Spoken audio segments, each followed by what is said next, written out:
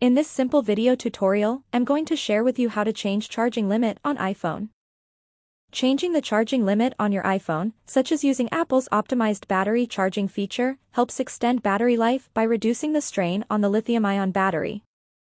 Regularly charging the battery to 100% and keeping it there can cause long-term wear, while limiting charging to around 80% or delaying full charging until needed helps preserve its capacity. To do this, simply head to your phone settings.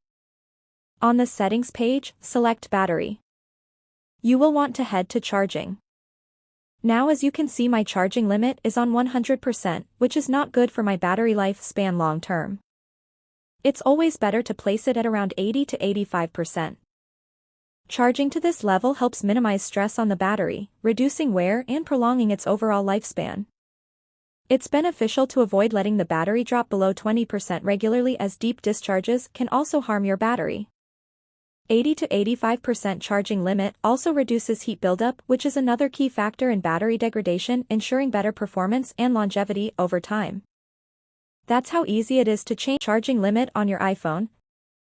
If you have any questions, just let me know in the comments section down below.